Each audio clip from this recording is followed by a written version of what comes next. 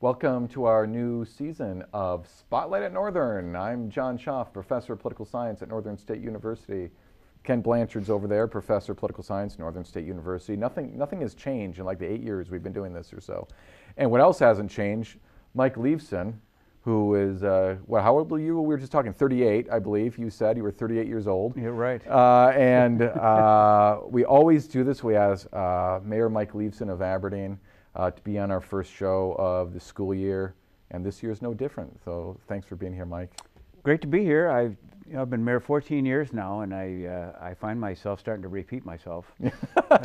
That's okay. So maybe I'll do the same here. We'll see. Well, I've heard the same jokes from him for 17 years. Nobody who was watching the show when it began is still alive. So yes. Well, let's kill them a little bit more. I have just a list of things here that I thought were probably most relevant both to the campus and to the community at large. I think number one is, we've got a lot of things going on here at NSU. We've got new dorms going up. I think from the point of view of the city, probably a bigger deal is sports complex, taking down a Judy Hall. We're going to have a new school for the blind over there. We've got some new practice fields already. Maybe we can first start talking about, because there are some things controversial about what the university has done in the relationship with the city, dealing with money, the closing of a street. But these kinds of changes, what do you anticipate this doing for the city? And I'm assuming it's going to, you think it's going to be positive, but in what ways do you think it's going to impact? Taken as a whole, what's happened at Northern over the last really only 2 years, maybe, plus the next 3, will be one of the most positive transformational things in the history of Aberdeen. I don't think there's any question about it. We will go from what will have the image of a not little, but a relatively small neighborhood college in a residential area to a self-contained, modern educational facility that offers everything that much bigger institutions offer, and offer it all, everything within like 3 blocks of each other. Yeah. And it's what it will do for the enticement for new students is amazing. What it'll do for the delivery of the services is amazing. It's one of the best things that ever happened to Aberdeen. My colleagues in science are going to be mad at me if I don't mention the science building. Right. I forgot that one. That certainly was, in my mind, part of what I say, taken as a whole for all the things that have been. I mean, it's, if we would stop and think, go back a few years and then think ahead a couple years, and in our mind's eye imagine the difference, it's as if it's a new institution. It's certainly, I have a friend who was living here in town, moved down to Redfield, and he came back up, a handful of months later, right, and said, I don't recognize this campus. And that was a handful of months, just because our dormitory, residence halls, the Great Plains buildings went up so fast, Judy went down so fast, I could throw a rock and hit the practice fields over there. Over on Squire Lane, and it's just amazing. I ride my bike by there every single day, and it's just amazing how fast the soccer field and the practice football field went up, and it's going to be a whole new campus. Now, some of the things the city is going to be contributing some money, correct? Right. To I don't know exactly what is the earmarked for the sports complex, or explain exactly what the money is going. No, it's not earmarked at all. Okay. It is a no strings donation to the project in general, and it'll be $5 million over the course of 10 years, and that was made with the assumption that there are other substantial donors who would need to see evidence of local government commitment to this as well. Sure. So we're not talking about just $5 million for what this is trying to accomplish. It's meaningful in relation to the entire amount. So if I understand you, then the money is important, but less important than encouraging others to invest in the project. Certainly, the image that the city government and the citizens of Aberdeen, through the voices of their council members, who have been unanimously behind this, have agreed to go along with the $5 million request. Do you have an idea of how much revenue Northern brings into Aberdeen in general? No, I don't. I've always regarded college kids in general and college enterprises in general to be at least 1/10 of Aberdeen. It's about 1/10 of the population.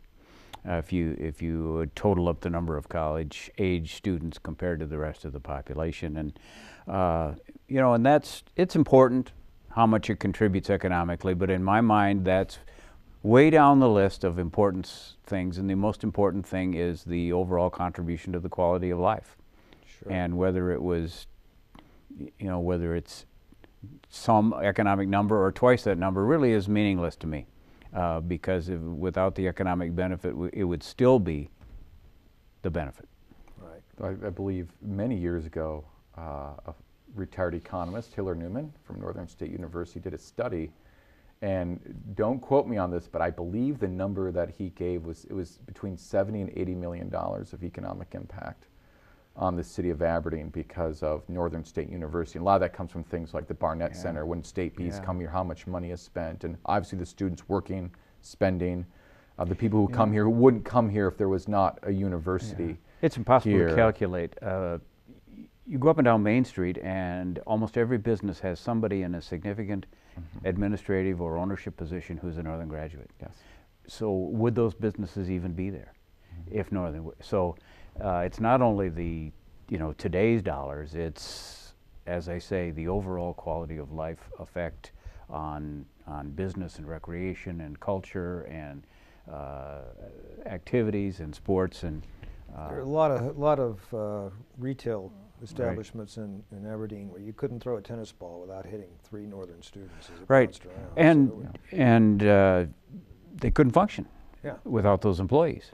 Yeah, so I think that's a pretty. And then you have the other factor of people such as yourselves and the administrators and other people who work at Northern contributing to the community in ways that aren't directly connected to Northern. You know, we wouldn't have that effect. So you can't really put a dollar figure on it. Well, I've often thought that Northern and Aberdeen have one thing in common, is people who come here like it. Trying to get people to come here and like it is the hard part. Right. Northern is a wonderful institution, and I think some of the best teachers concentrated in certain areas that I've ever seen at any institution. And there's a wonderful life on campus, and Aberdeen's just, well, became my home, and it's. Well, and if you just look at it in general terms and not specifically about Northern, and consider a city of 30,000 people with a university and 2,000 or 3,000 kids in it, or without, even if it isn't one as much as we think of it as Northern, any situation where you have a university or you don't, I mean, it's obvious. It makes a big difference. Well, then let's talk about, so the discussion is, this will help if people know their Aberdeen geography, but you know, at right now, 15th Avenue forms kind of the southern boundary of NSU. That is where School for the Blind is on the south side of that, and that will become, as we switch some properties, that will become the sports complex. And the discussion is closing down that, a portion of 15th for what is essentially about a block and a half, I suppose, somewhere in that. Yeah. And the university will take that over, and that will become a boulevard of some sort. There'll be a walkway between the Barnett Center and the sports complex. It looks like the city is on its way to okaying that. What is the thought process as that you and the council talk about this, the sort of things you look at to try to help you make a decision, and the kind of the variables that help you say yes, no, and to the extent that if I'm right, that the city is leaning yes on this, what has tipped it in that favor? Well, the way I approach things, if people come to me and they have what is something that is an idea of value, and there's certainly a lot of value in putting that football stadium right up next to the Barnett Center as compared to having it, 200 feet away. So So when somebody comes to us with an idea that has value, first reaction is, how can we make this work? Right? So the way to make it work is to vacate that street. Then the second question is there a downside to that makes you not want to do it? And there isn't. There's very little traffic there. Traffic on that street averages about 1 car per minute. And it takes less than a minute to traverse the entire street. So you could take all of the traffic that's on 15th and push it to either 17th or 15th, and nobody's even going to notice the difference. Yep. So the traffic is not an issue. The idea that that is a necessary street to get somewhere is not an issue, because it connects a playground and a parking lot. Yep. And nobody going down 15th Avenue east to west is trying to get to whatever is at the end of 15th Avenue. Yeah. They're trying to go down 15th Avenue, so at the end of it they can go north or south to get somewhere else. Well, you can do that on 12th and you can do that on 17th. Yeah. So it's really a no-brainer to close that street.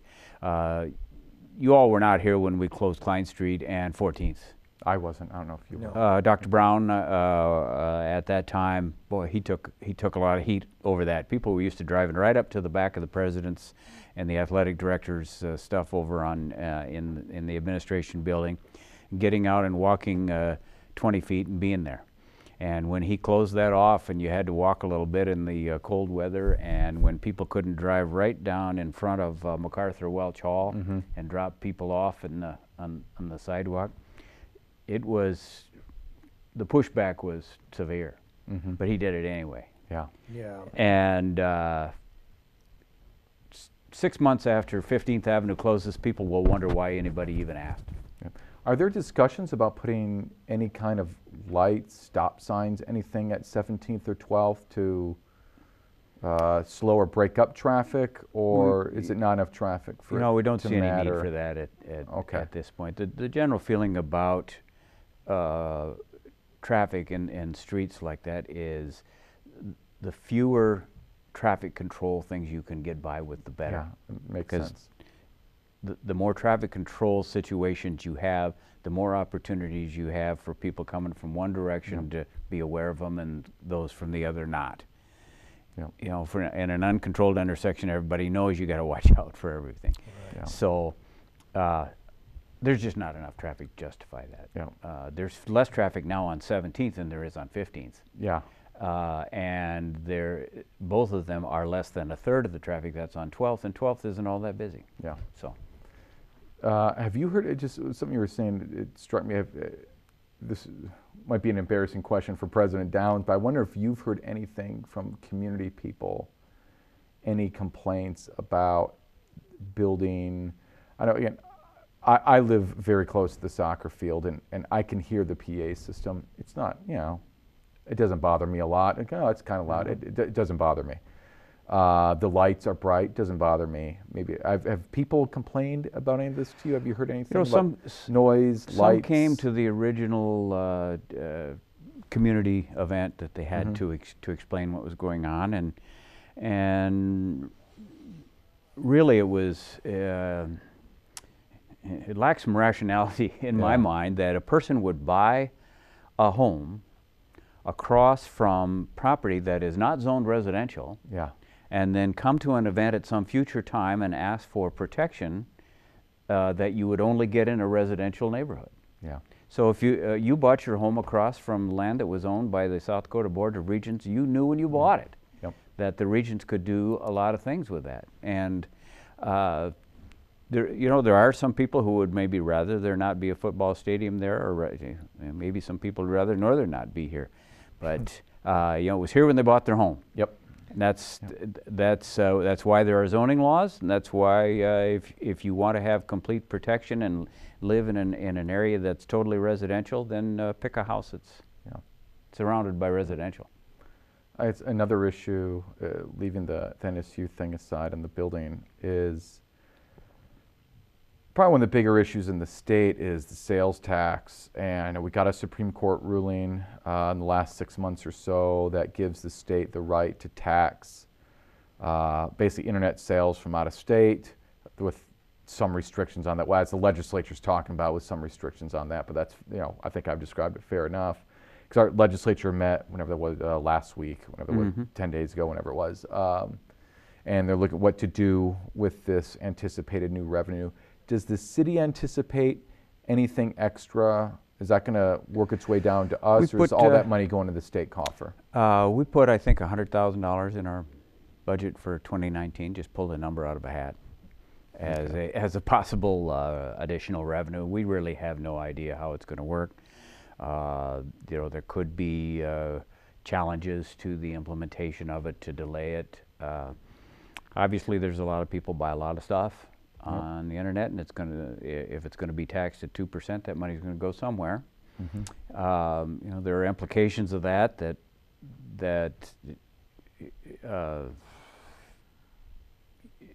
there are operations here in Aberdeen who function through internet sales, who may find the new requirements for the internet sales taxing so onerous that it may stop them from functioning, because they're going to have to deal with 50 different formulas, and it's going to be really difficult, particularly for the smaller places that don't do a lot of internet sales. But if those internet sales are a big part of their business, it could be a problem for them. So it's a two-sided thing. For the benefit of some of our watchers who might not be familiar with this, can you describe basically where Aberdeen gets its funding, where the city of Aberdeen gets its funding? It's interesting because people, when we were going to donate to Northern, people said, I don't want to raise my taxes to donate to Northern. Well, we can't raise taxes.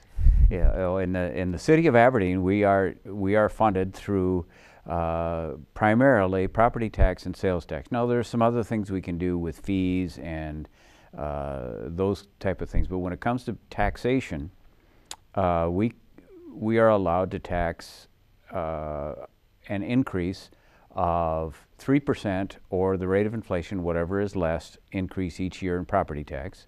And sales tax, we get 2% of whatever you buy locally, or 3% if it's qualifies under triple B, which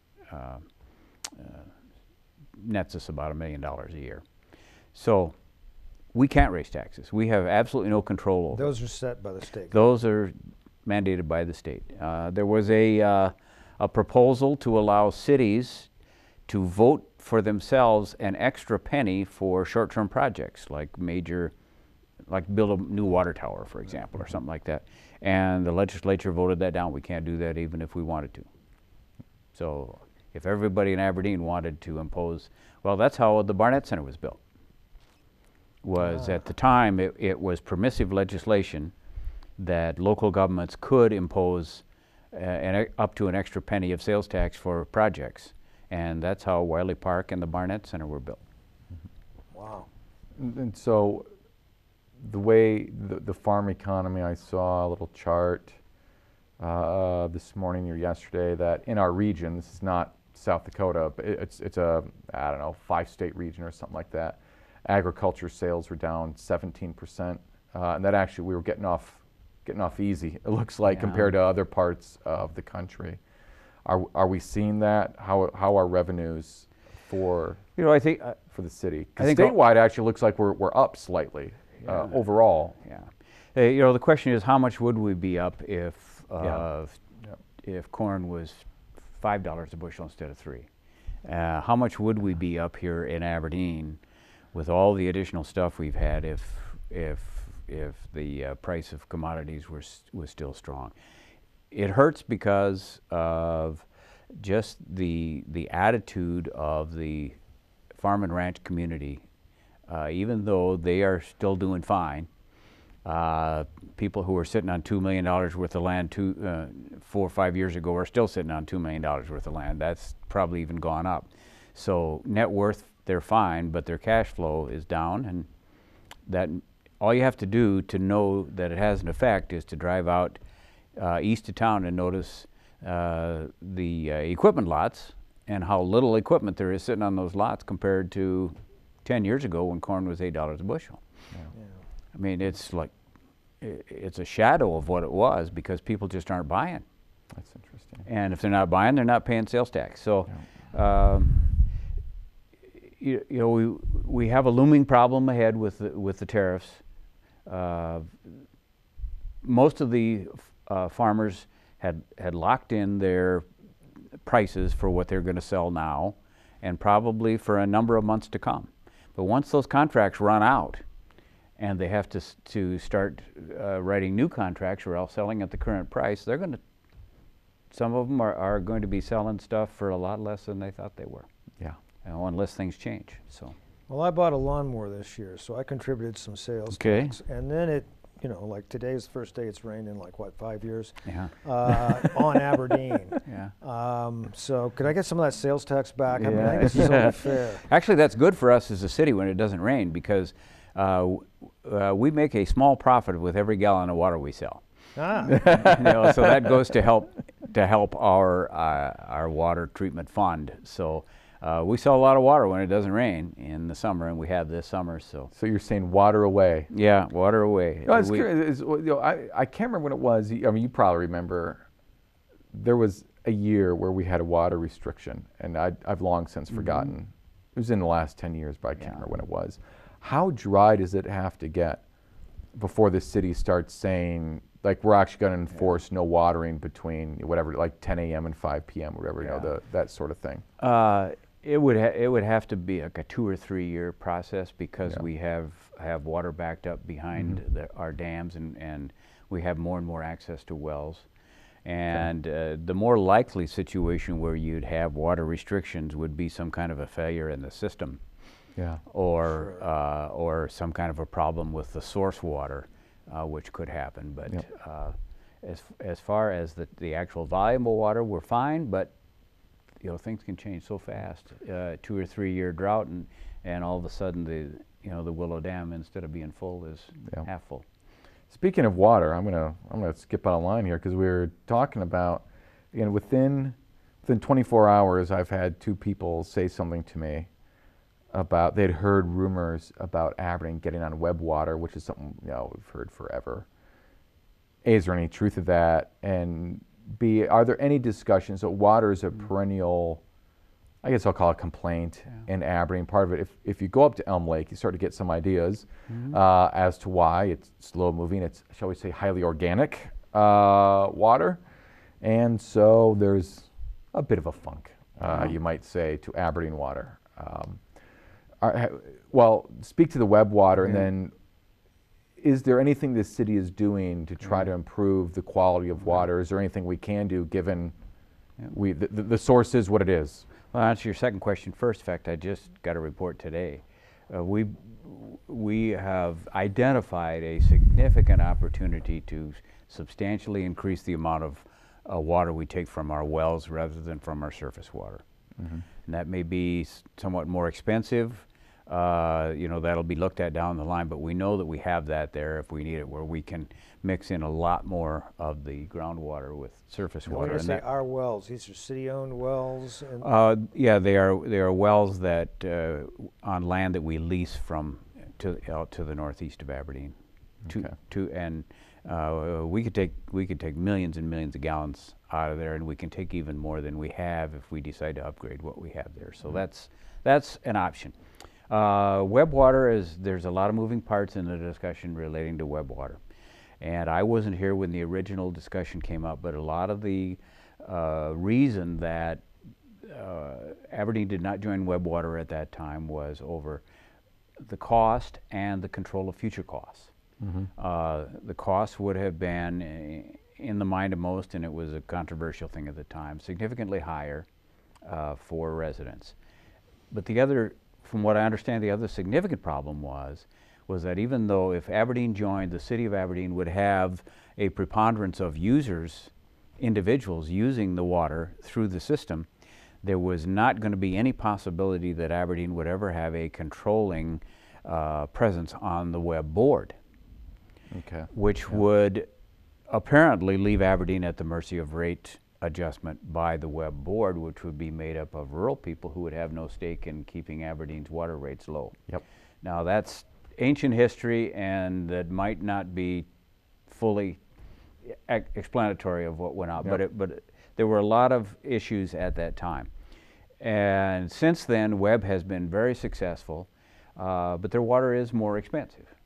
And right now they don't have the capacity to contribute much here anyway. And Aberdeen, right now the average Aberdeen water user spends about $30 a month on water. And you can go all around the state of South Dakota, and there are some that are more than double that. We are just cheap. We're too cheap. We should be charging more. That's one of those things where you're repeating yourself, because I think you've said that Yeah. damn near every year you've been on here. You know, after this many years trying to get that done, I've kind of given up on it. But the point is there's no dispute between Webb and the city, and it's not like we don't like them or they don't like us.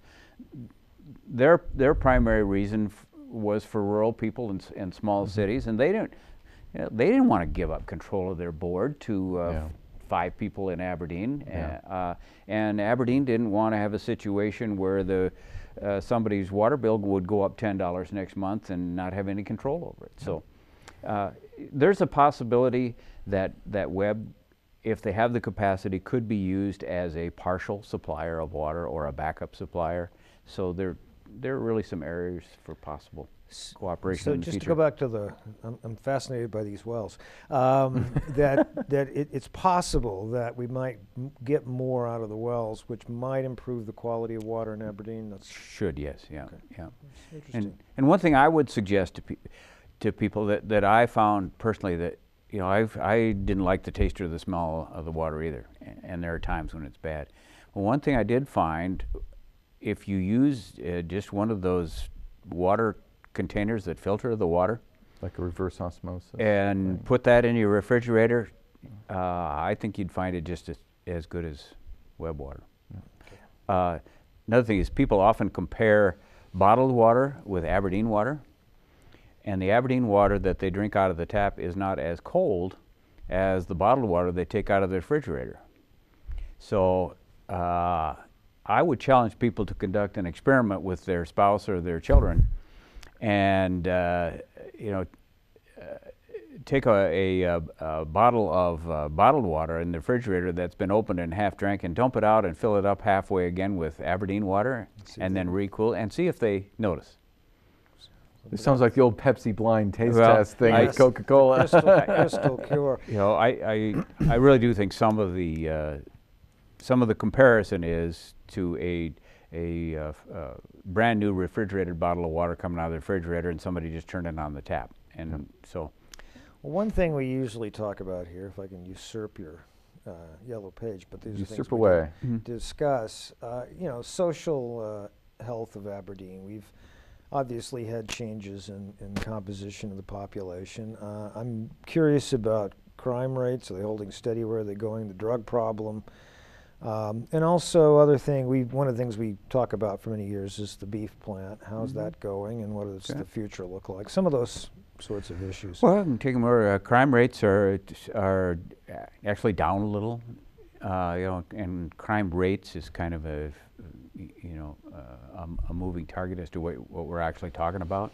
Violent crime virtually doesn't exist in Aberdeen anyway, so if you look at the crime rates for violent crime in Aberdeen, they are about the same, but they don't really mean much. I mean, when you have 3 armed robberies in a year, if the next year you have 4, you're up 33%. So crime in Aberdeen is it's something used by bigots to attack non-white people primarily. But when you look at it from a practical point of view, the chance of an Aberdeen person leaving their home in the morning and sometime during the day encountering an act of random violent crime, it isn't 0, but it's as close to 0 as you can get. It just doesn't happen. We've had some homicides in Aberdeen and the surrounding area, and they've all been people who know each other. Assaults are violent crime. Those are almost all people who know each other or are within families. Random violent crime is not. It just doesn't exist. 99.9% of the time. So other types of crime, drug crime is obviously a problem everywhere. It's up everywhere. Statistically, the big increases probably came in a few years before recent ones. We've kind of leveled off some, but that's going to be there. In my day, it was drunk drivers. Now it's meth people. So it's meth. So we would say was the biggest problem. Meth, and illegal use of prescription drugs, and the effects of that, and that's as much a crime issue as it is a public health issue. So. Is there any heroin at all? Not that I'm aware of. I haven't seen any state's attorney's charges for heroin, but I guess we'd have our head in the sand if we didn't think there was, because there is everywhere else. Sure. But when we say this is a place where you can come and not worry about crime, we can still say that, and the rates have not gone up. And and contrary to the lies that are spread on Facebook by the white bigots in town, and we have some of those. The immigrants and refugees that have come to town have had, if you talk to Chief McNeil, no discernible effect on the crime rate whatsoever. And if you just think about, say, refugees coming to Aberdeen, they go through 2 or 3 years of screening just to get in the program. Dozens of processes to pass scrutiny, do all that they have to do to round up their family, to move here, to get started, to try to make a living. The idea that they would put all of that at risk and commit a crime intentionally, it doesn't make any sense. Not that they're all angels because they've gotten to this point, but the idea that this demographic would have some kind of an inclination toward crime just belies all common sense. Do you have we're getting the people who aren't criminals.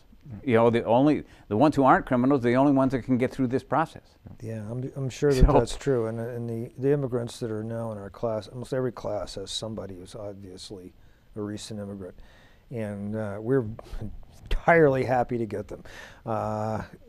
You have any idea sort of where most of our immigrants are coming from right now? Has that changed? Is it steady? Most of the people who are working at the beef plant that I'm aware of come from Somalia. And certainly we have a lot of Karen here from Southeast Asia, and really from and Northern has brought in a lot of people from Asia. What the level is of Hispanic immigration, I don't, there's no tracking of that. Sure. So, but I hear a lot of Spanish being spoken when I go to Walmart, which is kind of interesting. Yep. Anything that makes Walmart more colorful is good to me. We've got a nice Somali restaurant. I heard 6 languages. I heard 6 languages in Walmart one day. I heard Spanish. I heard German, or whatever it is, the Hutterite colony. A dialect, I suppose you call it German. I heard Korean. I heard Chinese. I heard English, and I heard Somali. Yeah. In an hour of shopping at Walmart. To me, that's interesting and fun. To some people, that's threatening. It was interesting. I went to, I know you were there because I saw you across the room. I went to the Diversity Coalition event at the library. That was the same night as the car show. I went to the car show, went over to the library and had a little bit of Somali food and listened to some music. And it was impressive to me. I guess I didn't go in with any expectations, so I was impressed by how many people were there. I mean, I expected to see a lot of the immigrant population there, since it was, in essence, an event for those folks. But a lot of community people were there, and the room was full. The room was full there. The law enforcement was there. So you were on the other side of the room. I saw you talking to people over there. So it was a very nice event, and it was good that it was full. And that way, we couldn't get away from each other. Yeah. So it kind of forced people to interact and talk to each other. It was good. I had a lovely chat with a Somali man. He tried to convert me. It didn't take, but I wasn't offended by it at all. Yeah. This may be an unfair question to ask you, but I'll ask anyway. Today, in the context, back up just a little bit. We had a speaker on campus yesterday that attracted a number of protesters speaking on Islam. And it raised the question on campus of hate groups and anti-immigrant groups. Now, clearly we have some individuals in Aberdeen that are opposed to immigration. That would be a very unusual community if you didn't. My question is there really any organized anti-immigrant activity in Aberdeen that you know of? Is it just there is a group, and and being opposed to immigration is not an unreasonable. I mean, that's sure. It's a political issue. Telling lies and dealing with phony stereotypes, that's beyond the pale. And we don't really have a lot. Those groups have organized some meetings, and I don't know, they get 70, 80, 100 folks or whatever. And these are, to be honest with you, they're mostly dead enders that are hopeless. They're not rational people that you can argue with rationally.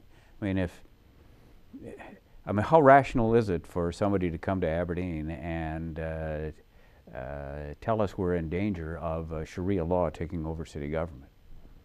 Hell, the Democrats can't even take over state government. It is so irrational and so far off the wall that it's hardly even worth anybody's attention. But I was telling someone recently, I might have been at that event, there's a podcast I listened to from Commentary Magazine, which is a magazine of conservative Jews, essentially. That's the ethos of it. So they're very pro-Israel, a very aggressive American foreign policy. They support the war in Iraq. They're very, very hawkish foreign policy. In a recent podcast, these guys were sitting around laughing at the idea that Sharia law could come to the United States. So if the conservative, pro-Israel, pro-hawkish Jewish folks in New York City are laughing at the idea that Sharia law is going to come to the United States. I guess a good way to answer your question is that I don't know how many showed up for this meeting, but there have been 100 or 200 at most at some of these meetings.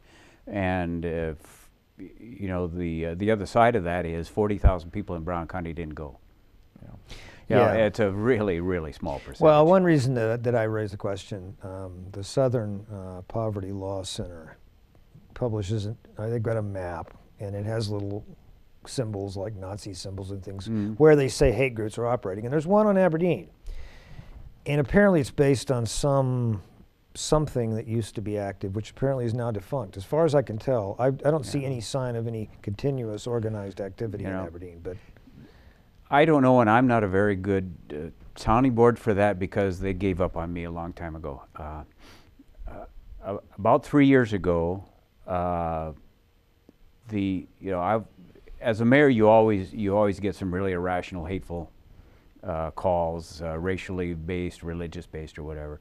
And over the years, I've had those. I had some when we were going to start the beef plant, and they were worried about Hispanic workers and various things.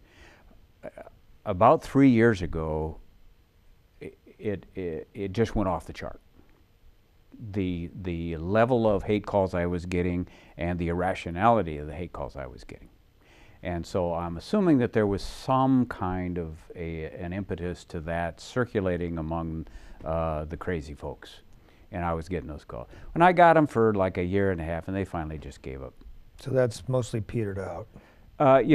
Directly to me, they were under the impression somehow that the mayor of a city was able to decide who would move to the city.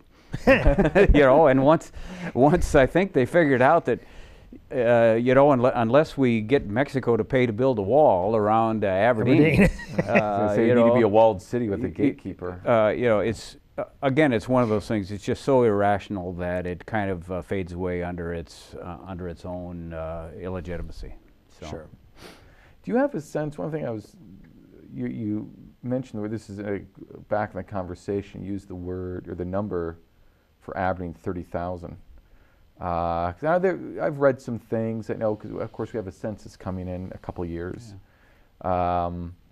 That when that census comes out, if it's not at 30,000, that we're going to see some healthy growth. Obviously, between 2010 and 2020, there's going to be some healthy growth in Aberdeen. Is that your sense? I don't know if you want to put a number on that. No, I use 30,000 because I think we're bumping up pretty close to it. Yeah. You know, 29. I think we're probably closer to that than something. 25. That's for when I moved sure. to Aberdeen in 1967, there were 25,000 people here, and when I was elected mayor in 2004, there were 24,000 people here, and we had not changed more than 2,000 or 3,000 in either direction in all of that time.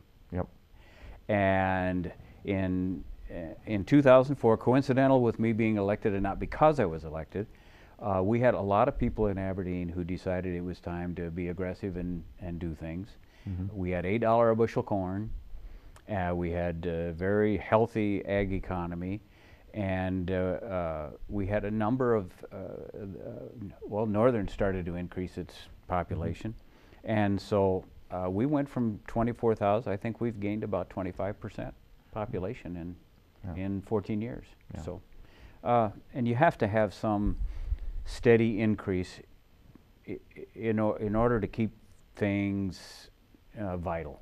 Yeah. You can't just go from your, and a lot of it is also, besides the factors that I mentioned, is that the wave of minority and immigrant employment finally reached Aberdeen.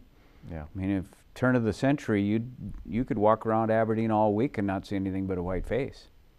Sure. And that's only 18 years ago. And almost all of the net, actually more than the net increase in population from now and going forward is going to be minority and immigrant. The turn of the century before that, you still couldn't see anything but a white face, but they were all Irish. Yeah. So what I always say is and I'm not the only one that says this. The Federal Reserve guy from Minneapolis says it in a different way. We really have a limited number of choices. We can decide to not grow, or we can welcome and encourage minority and immigrant people and newcomers and make them happy and functional in our city. And I always say, there's a third choice to that, and that's to stop selling white women birth control pills. Yep.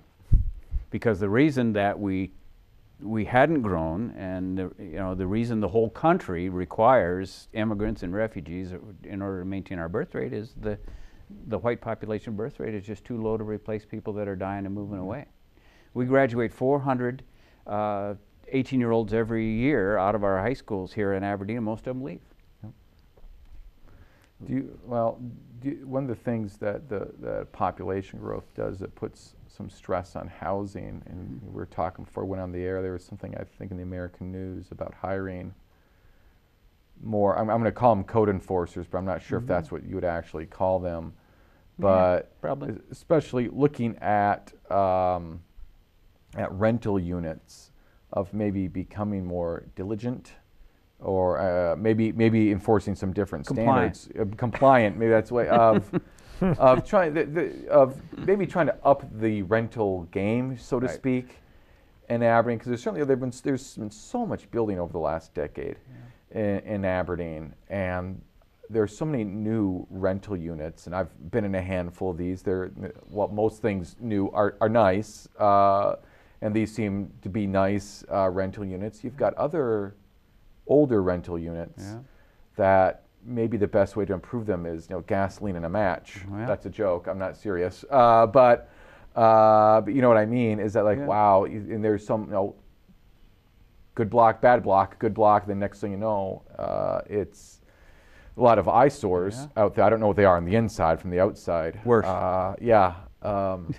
I don't know what the city can do. And I assume it's not my interest to chase someone out of their house, but at a certain point, it becomes blight. This would be a good question for some of your classes to deal with, to balance.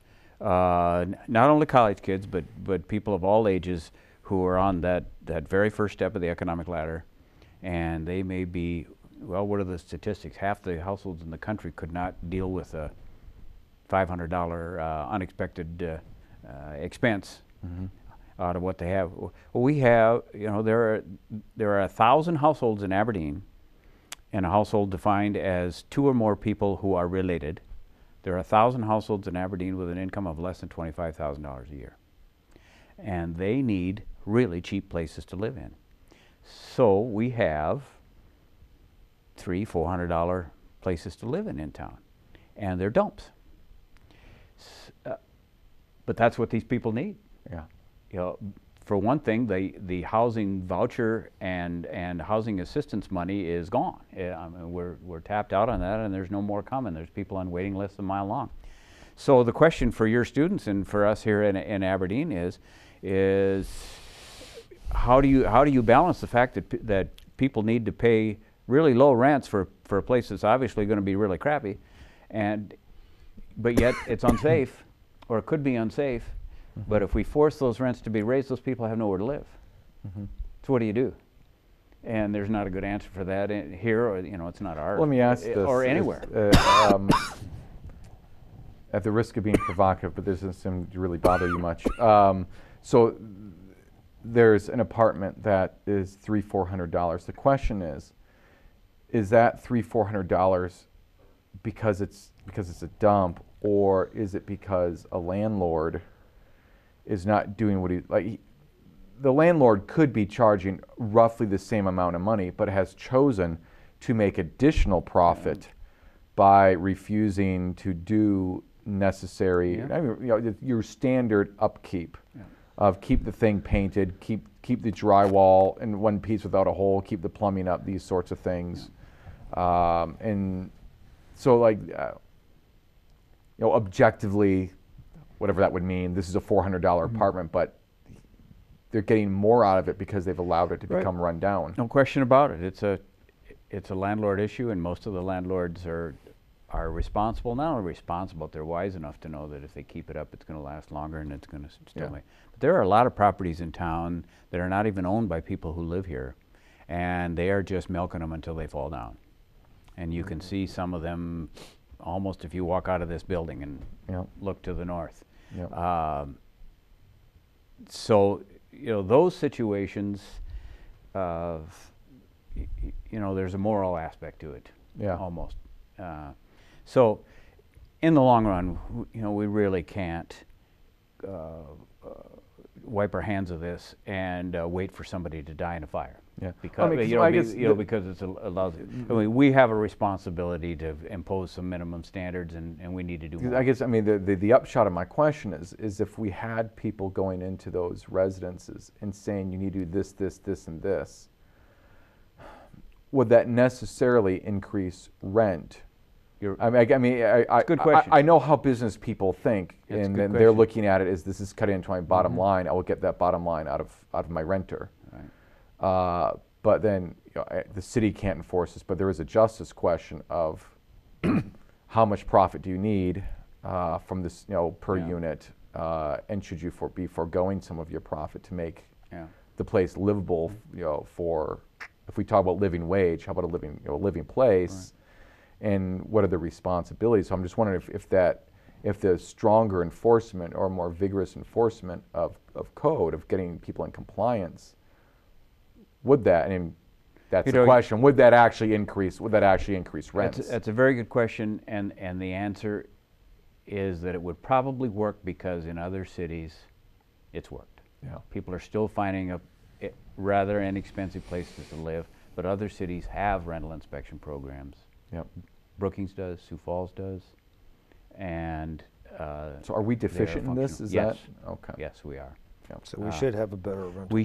We should. Right now, we cannot go into an apartment dwelling unless the rentor or the landlord asks us, unless we have some identifiable health or safety issue that we can see from the outside. This is a city ordinance, right. So the city could change it. We could change this so that we have access. The proposal, the under consideration, is that we do it once every 3 years, and just take a look at minimal things like plumbing and electrical and exit windows and mold and things like that. Obvious things. Yeah, I had a student who missed a lot of class one year, and it was due to a mold issue in an apartment she was living in. I lived in a couple places when I was at Northern that shouldn't have passed inspection. They're dumping in those days like $100 a piece, 6 or 8 of us into a house. Sure. And what do you have some idea of what new apartments are costing per month in Aberdeen? $600 to $800 for probably a 2-bedroom. You know, and some are income qualified, some, but those are all full. In San Francisco, that's a cardboard box. Right. Yeah. The Homes for Possible is just going to start a brand new project up north of Holgate, where they're going to take a whole, you know, quarter section and fill it up with homes. It'll be similar to the project down by Aberdeen Central, down by Swisher Field. Mm-hmm. It'll look similar to that. And when they did that, most of those lots and spaces were sold before they were done. Good. They're all sold now. Yep. There's nothing left to buy there, as far as I know. So. Well, I heard someone once say, who was in a position to speculate, was a banker and did real estate, that Aberdeen the biggest obstacle to population growth was affordable, good housing. I'm sure that's been a factor for a long time, and you know, in housing of all types, one of the biggest challenges we have in Aberdeen is attracting middle and upper level management people, or physicians, or professionals, engineers, and so forth. AGP is going to bring in, you know, 50, 60 engineers and biologists or whatever. They need a place to live too, and so we need to have housing at all levels. Yep. Right. So, I've talked to a lot of people high salaried people who have come to Aberdeen and have said, you know, we looked around for a couple of months and we decided to just rent because we didn't see anything we wanted, and we're going to rent until we get something, and then they build their own. Yeah. So We have exhausted what's on the yellow pad of authority. Is there anything we haven't talked about that you think we should be talking about? Anything you want to say for the record? you know, I don't know what. One thing I'm going to do as we're recording this, tomorrow night is the Abbey Awards here in Aberdeen. And the theme of it, and the reason I'm saying this is because it's in my head today, the theme of it is casino night. And at the end of the Abbey Awards, they asked me to usually give, you know, kind of wrap it up and give a little talk. And I thought, since it's casino night, what would be an appropriate thing to talk about? And for me, the appropriate thing to talk about is how things have progressed in Aberdeen because of people gambling, taking risks. The AGP risking hundreds of millions of dollars, AgTegra risking getting out of their comfort zone, combining our refugees and immigrants risking everything to move here. The money that's been gambled and won and lost on the beef plant over the 10 years, the risk that molded fiberglass took in staying open when they lost their contracts, keeping things open, keeping people on payroll and holding their employees for 6 months before they got the new contracts. There are people all over town who are risking, you know, either their money or their reputation or their families or whatever, and that's the only way things get done. And one of the big ones is Northern. Yeah. I mean, they took the risk of failing to be able to raise the money when they took on $100 million worth of projects. And there's a risk that you can get halfway through building that math and science building and run out of money. Not going to happen. No, but don't start rumors. Yeah. No, but I mean, It's not gonna happen. but the first day that you decide you're going to do all these things, Yep. you know, you go to bed that night thinking, boy, Yeah. you know, it'd be a lot easier to just do nothing. And boy, for a long time in Aberdeen, we did nothing. Yep. If you think, you all were not here, but from the time I moved here in '67 to 2004, I can only think of 2 major public buildings that were built in all that time. And one of them was the Barnett Center and one of them was Holgate Junior High. Otherwise, nothing. And look what we've done since then. When we've got people both in and out of government willing to take some risk, and you know, and a lot of times it's the same folks in town making donations stepping up to the plate, and you just can't say enough for the people who are writing big checks for this Northern stuff. It's amazing. Well, Mayor Levsen, I remember why we always have you on the first time. You always make me feel better about living in Aberdeen. That's not a bad thing. Life is a lot easier if you look on the bright side. And, I always wonder about people who are angry or afraid or whatever, and they have to get up every morning and regenerate that fear or that anger, because as you go through the day, you have evidence that it's not justified. That things are fine. So, my experience has been that problems usually work themselves out and opportunities usually come up. Well, with that life is good in Aberdeen, it's true. You know what else? It's easier to say when you're 70 than it is when you're 20. Yeah, I'm glad. So you're not 38. No, I'm not. I got that wrong. I was No. off by some factor there. Well, maybe next year we'll have a big cake here for you. And It's not sure I would have to, first of all, decide to run for re-election, and secondly, win if I did, and if not, I'm done next year, 1st of July. So. All right. Well, we will make no promises then. Right. We'll maybe at some point you can make a big announcement on Spotlight at Northern. But as always, we thank Mayor Levsen for being here. You can always email us. Remember, it's spotlight@northern.edu. If you have any questions or comments or amusing anecdotes you'd like to share. We thank Mayor Levsen for being here. Ken Blanchard. My name's John Schaff, and thanks for joining us for Spotlight at Northern.